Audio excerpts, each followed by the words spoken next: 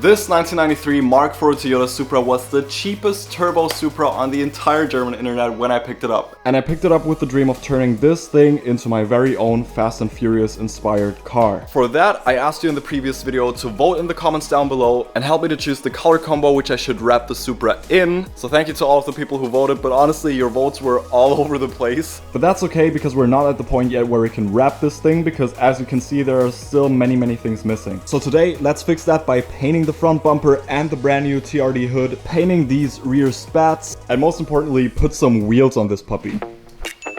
We're jumping right into the prep work, as all of the parts I want to get painted first need to be sanded thoroughly and cleaned afterwards. So let's take care of that before we get to the real exciting stuff.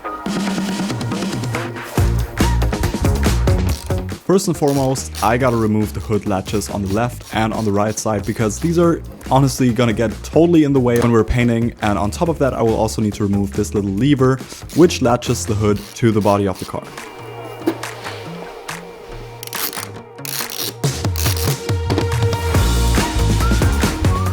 Once everything's removed, I can now finally start sanding, and for this I'm using this very fine Scotch-Brite just to roughen up the surface a little bit and to make sure that the paint adheres properly to the hood, because after all, this paint job really needs to be perfect. This is my absolute dream car and I do not want to mess this up in any way, shape or form, so we gotta do the prep work.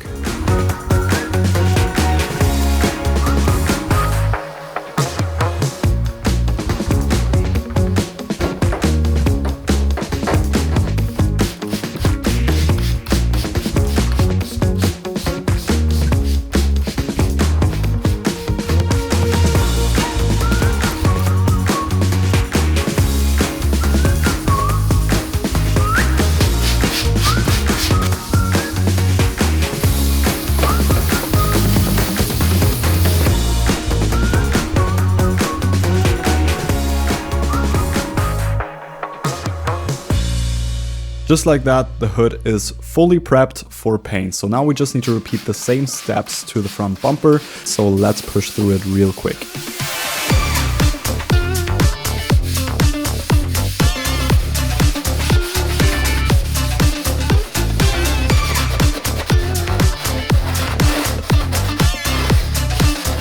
The hood is now fully sanded and prepared for paint. The bumper is also now fully ready for paint, and that means that with everything ready, we can now head into our own little private paint booth. I really hope this works out, but let's stay optimistic. Let's go.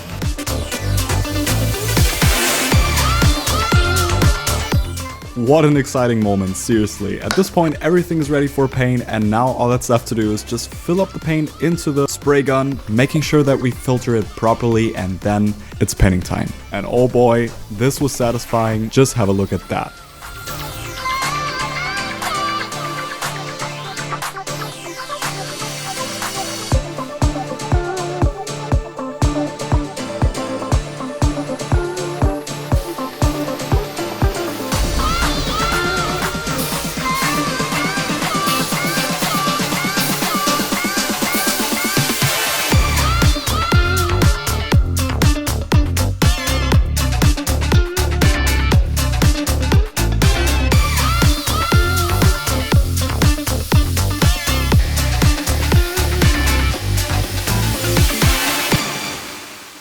Guys, quick reminder for all of you out there, please, if you like this video so far, make sure to hit that subscribe button right now. And I think YouTube has also just rolled out a new feature called the Hype feature. So depending on if this feature is already available in your country, make sure to make good use of that by hitting that Hype button somewhere around here. I don't know where it is. And also hit that bell icon while you're at it.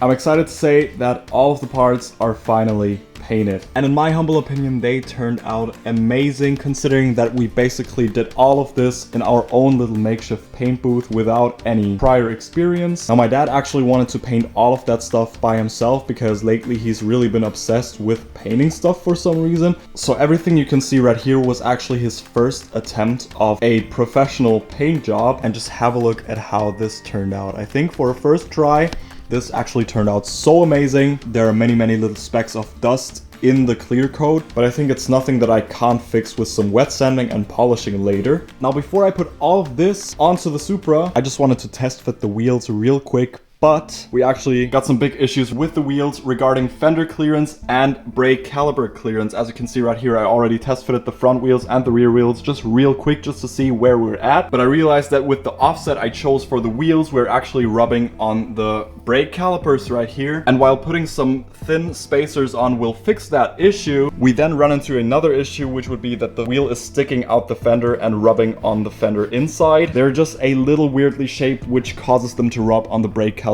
So I really didn't want to do this, but I think there's no getting around rolling the fenders a little bit.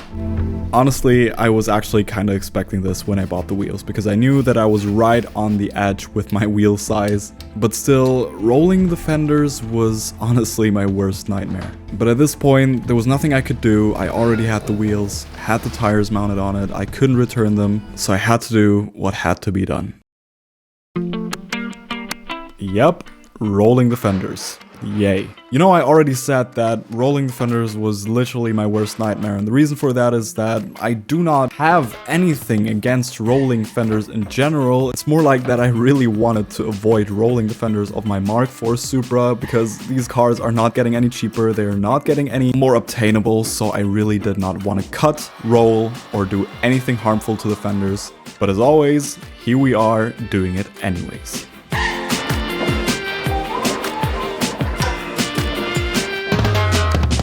Hey guys, little update, I'm still rolling the fenders, but if you look at the angle of this front right fender compared to the left fender, there is a huge difference. Basically, the left fender goes straight down, whereas the right fender is slightly going out. So this might just work. And thank God it did. Well, at least for now, because we're not done yet. We still gotta repeat the same thing in the rear. But for now, let's put the front back together, put all of the brake pads in, the brake caliper, the arch liner, and then head over to the rear.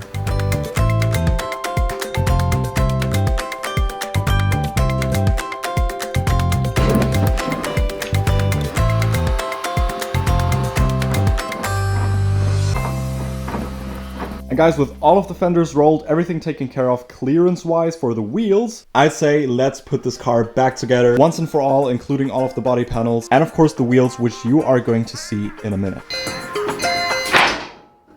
Okay. At this point, we still need to be very, very careful while handling the hood, because even though the clear coat is dry and it is somewhat hardened, if you press on it too hard, it can still deform and leave some nasty spots in the paint. We don't want that, so we're handling it with special care.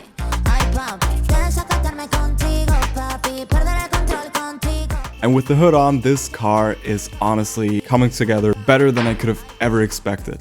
Now it's just a matter of putting the bumper on, putting the headlights in, and then taking care of the wheels and the rear spats.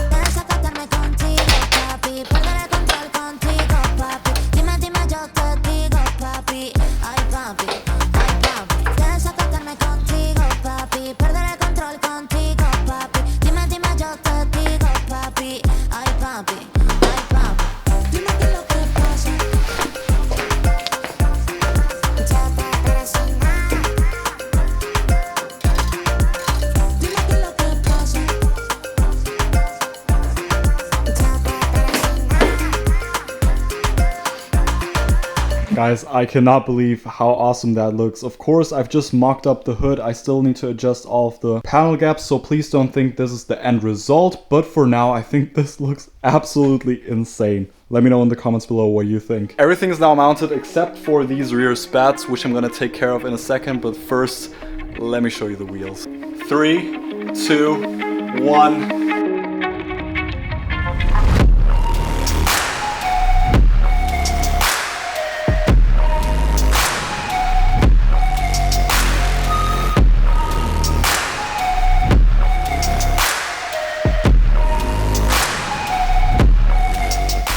And these, everyone, are my new wheels for the Mark IV Supra. These are JR43 wheels. They have this awesome machined aluminum finish to them. In the front and in the rear, they are 19-inch. But in the front, I'm running a 9.5J with a 255/35 tire. And in the back, we're running the big boys 11J with 285s in the rear. It probably doesn't show on camera properly, but these things are chunky AF, and with the deep dish they just look so insane. I actually could have went even wider in the rear, but I chose not to do so because the maximum width of these wheels was actually 11J. So I kind of had to maneuver my way through this entire offset topic and wheel size topic. But these wheels will fit on point with the style that I'm going for. So let's put them on and see how they look.